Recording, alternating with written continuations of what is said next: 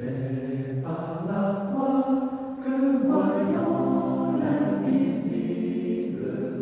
Bonjour chers amis, Ils se sont levés à l'appel du Seigneur. et quel plaisir de vous saluer en ce vendredi 5 octobre 2024 pour continuer à partager avec vous la lecture de la méditation quotidienne pour adultes tirée du livre Dieu est ainsi, portrait de la grâce et de l'amour divin écrit par Roberto Herrera.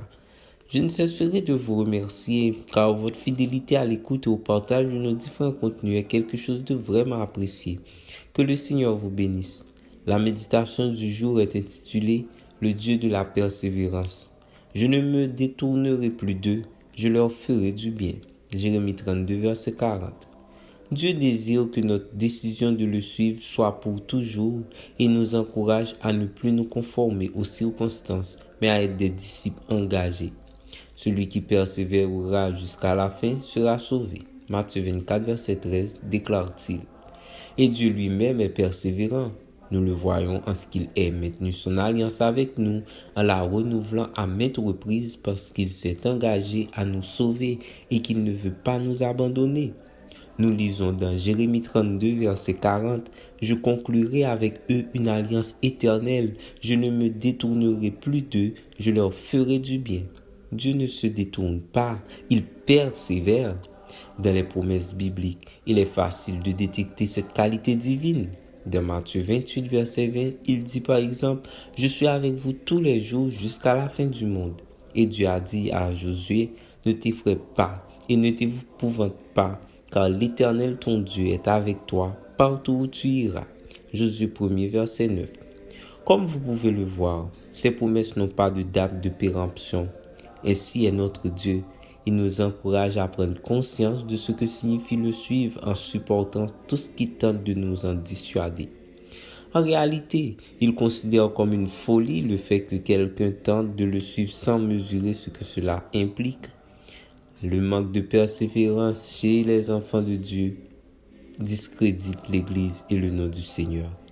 Quand les incroyants voient un chrétien qui ne persévère pas dans sa foi, ils le critiquent et méprisent dans leur esprit l'idée de rejoindre le peuple de Dieu, puisque ceux qui en font partie ne persévèrent pas, mais l'abandonnent. En nous encourageant à être persévérants, Dieu nous avertit que nous affronterons des situations démoralisantes qui tenteront de nous détourner de la décision de le suivre. Il veut que nous comprenions que notre relation avec lui ne doit pas dépendre de la manière dont le jour se lève, ni du fait que tout nous soit favorable.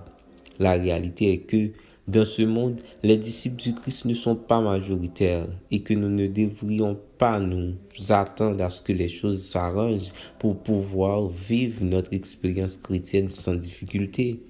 Les promesses du triomphe final sont pour ceux qui persévèrent en Christ. Sois fidèle jusqu'à la mort, et je te donnerai la couronne de vie. Apocalypse 2, verset 10. Heureux l'homme qui endure la tentation, car après avoir été mis à l'épreuve, il recevra la couronne de vie que le Seigneur a promise à ceux qui l'aiment. Jacques 1, verset 12. Si nous persévérons, nous régnerons aussi avec lui. 2 Timothée 2, verset 12. Donc, persévérons.